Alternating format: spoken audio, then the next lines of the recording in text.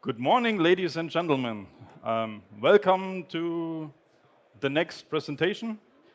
I will do not lose too much time and will directly jump into the next topic. So please take a seat and hopefully enjoy.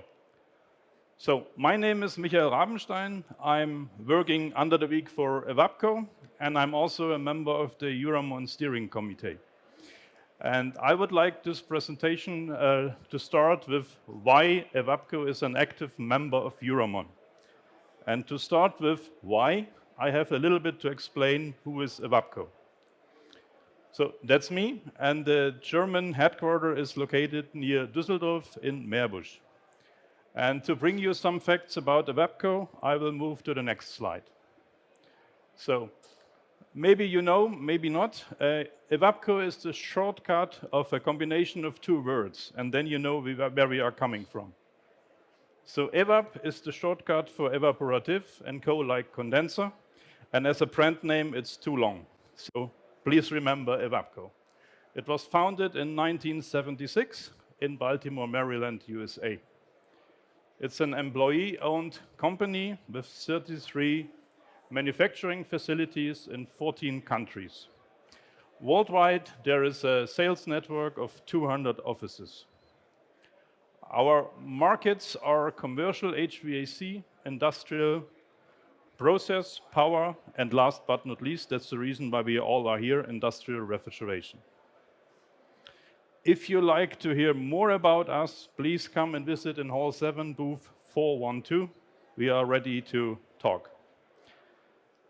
If I say, why is Evapco an active member of eurammon, I should also spend some words about eurammon himself. Don't worry, I do not like to read the complete page. I just like to concentrate on these two sentences. And the important message is refrigeration technologies are essential to our civilization and affect every one of us. If we talk about food, medicine, and all that stuff, everything is included. And the second one is we see it as our mission to help spread awareness and acceptance of natural refrigerants. Then we achieve the word refrigerants. Here you see a list of a number of refrigerants. There are definitely not all. There are also mixes available. And the special focus we have is on the natural refrigerants. Why on the natural refrigerants? And there we focus on the GWP. And you see there's a big gap between the R22, which is not really available any longer in Europe, and for example, the lower ones with the very small numbers. If we talk about GWP, we need to move what is GWP. GWP is the global warming potential, is the heat absorbed by any greenhouse gas in the atmosphere. So we compare every refrigerant with CO2. CO2 has a GWP of 1. And there is an important fact limited in the lifetime of the refrigerant in the atmosphere. So we covered Evapco, we covered eurammon, and the combination of both is we are both focused on natural refrigerants and efficient cooling solutions. And this cannot be done by only one component. We need to look at the whole circle. So let me take you on a small tour about a what-if compilation and where are the consequences. So GWP is the influence on global warming, means the outside will get warmer. But to be it fair and correct, also the production of the energy, what we use to cool and everything else, has a GWP. So that's the combination we have to focus on low GWP refrigerant and low GWP power consumption.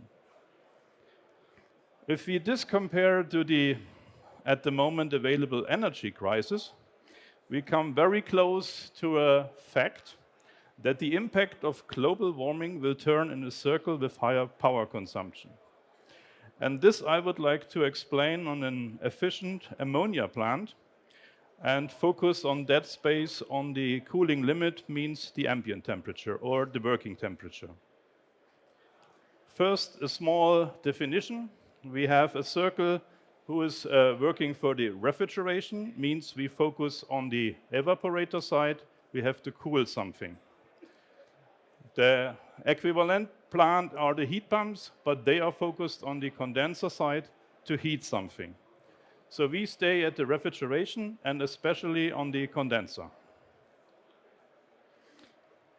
On this slide, you see the 4 different categories we use for condensers.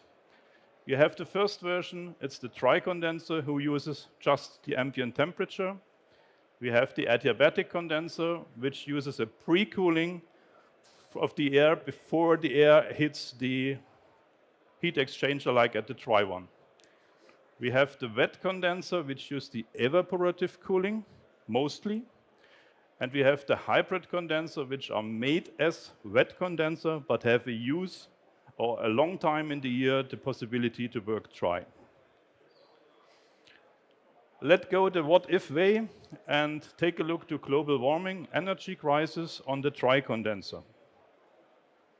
So you see here the normal graph. You have 34 maximum dry bulb temperature and 6 K between the condensing temperature and the ambient temperature. If we add to this the global warming by 2 Kelvin, this will have an impact that the dry bulb temperature will rise by 2 and the temperature difference will shrink. With this shrink, we have 3 possibilities to work with. Item A is we reduce the refrigeration capacity. But this in combination with an increased temperature on the outside makes not really sense, but maybe it's possible. The result would be we have 35% less, plus minus, than at the normal conditions with 34 degrees outside. Alternative B, we modified the chiller that we can survive with a higher condensing temperature. So we add a chiller or we increase the motor size. But this will end up in increased power consumption, in that case at the motor. Alternative C, we increase the air-cooled condenser, so we increase the surface. Maybe we add a second one on top. But this will result in increased power consumption, but in that case on fans, size, whatever. So in summary, if the global warming hit the ambient by 2 Kelvin, it will hit us to 100% on the working temperature. And this results on the power consumption. What are the possible alternatives? So let's take a look to the adiabatic condenser. There we start at the same point. We have 34 degrees and we need air humidity to define a point. We start the adiabatic pre-cooling of the air, and there is an important note that we only have this small surface to pre-cool the air, so we do not reach the 100%. This is depending on the airspeed and on the outside conditions. So we receive a working temperature of 23.9.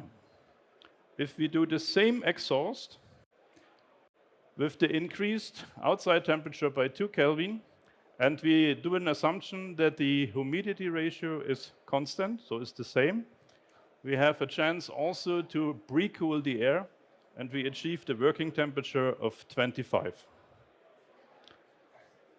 If we take a look to the thermodynamic data, we see we have an enthalpy constant pre-cooling on both sides, and we end up on a lower air humidity than 100%, and it's drastically below.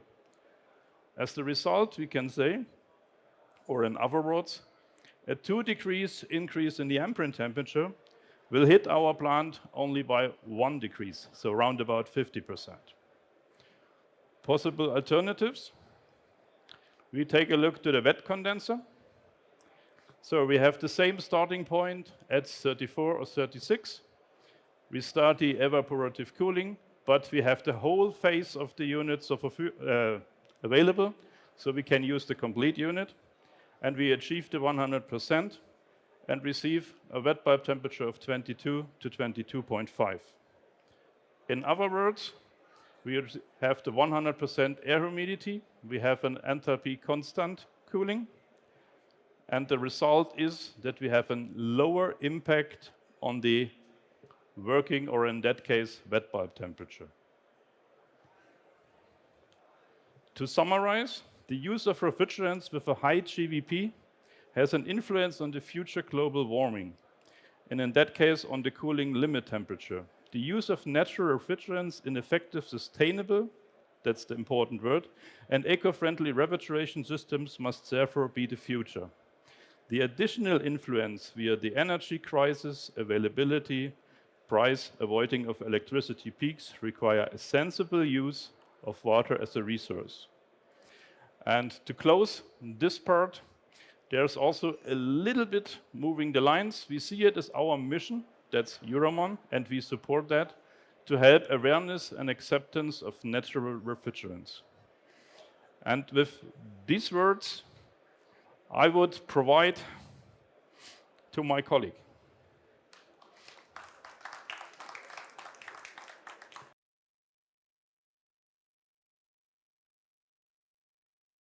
All right. Good morning. Thank you, Michael, for allowing me a few minutes of your presentation to provide an update on some important initiatives at IIAR. I am Trevor Haig, Vice President of Industrial Refrigeration Product Development at Evapco, but I'm here today as IIAR's chair.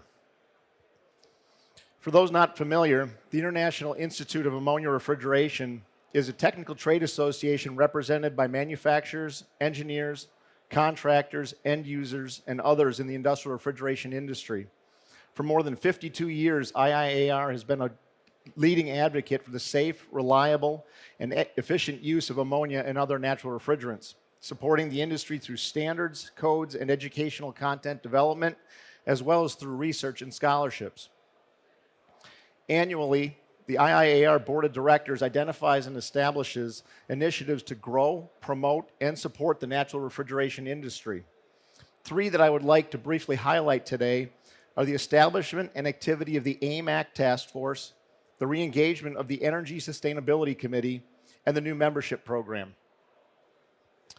Beginning with the AIM Act Task Force being led by Miguel Garrido, Executive President of Guntner USA, the American Innovation and Manufacturing Act was enacted by the United States Congress and establishes phase down of HFC production and consumption by 85% by 2036, slightly less than the 96.2% established by the F-gas regulation.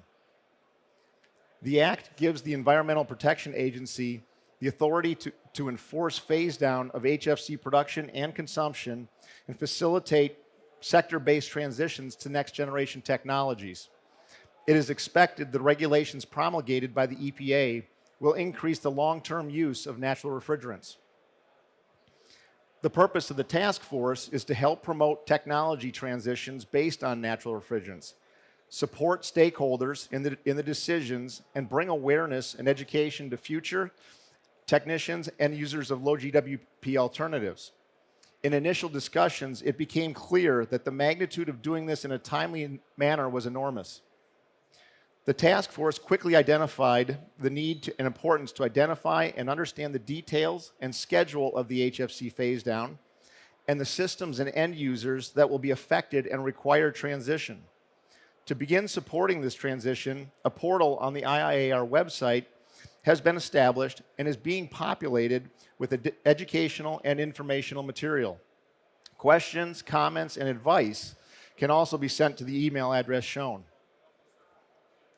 Aligning well with the efforts of the AIM Act Task Force will be the re-engagement of the Energy Sustainability Committee. The committee was originally formed in January of 2020, but gaining momentum was completely derailed by everyone's favorite COVID virus. This year, there is a renewed focus and push to achieve the intended objectives. The committee has been reestablished under the direction of Air Teal, Director of Energy and Engineering and Energy Efficiency at Lineage Logistics, whose background is ideal for this role. The first committee meetings have already identified numerous target areas to consider regarding energy and sustainability, including water, renewable energy integration, metrics, and end user engagement, to name a few. The committee's energy and enthusiasm is refreshing, and I'm excited and confident the results will be delivered. The last strategic initiative to highlight is the new membership structure and program. Without going into too much detail, a Talk It Out session with IIAR members uncovered a strong desire for improved value of the membership and confusion around the membership structure and pricing. The goals of the task force became quite clear. Improve the value that would promote new memberships and retention of existing memberships, and create a new, simpler structure without upsetting the financial balance and sustainability of the organization. After numerous meetings and a lot of discussion and analysis, the following changes were approved last year and implemented this year. Shown here is the structure and pricing for individuals and groups.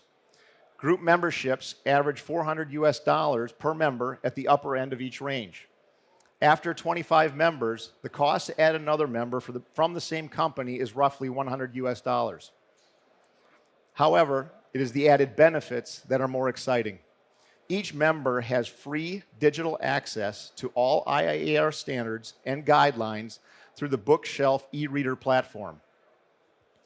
Each member also has free access to one online Academy of Natural Refrigeration class and one online IIAR video series each year.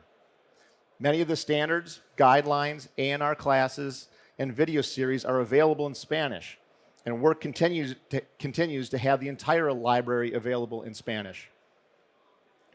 Beginning with the annual conference in Long Beach, California in March of 2023, the technical program will also be recorded and made available to every member, giving them access to more than 20 technical papers, infomercials, and workshops. Lastly, all IIAR publications are available for sale in EPUB format to members and non-members globally.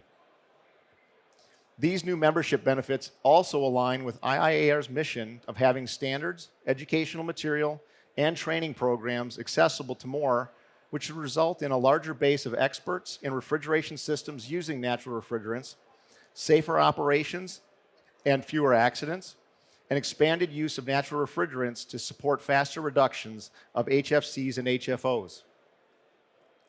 Thank you for your time today.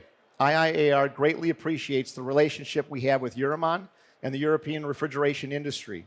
If you have any questions, would like to learn more about IIAR, or would like to support our activities, please stop by the Eurammon booth. Eric Smith, Vice President and Technical Director of IIAR, and Yesenia Rector, International Director, will be at the booth. Thank you.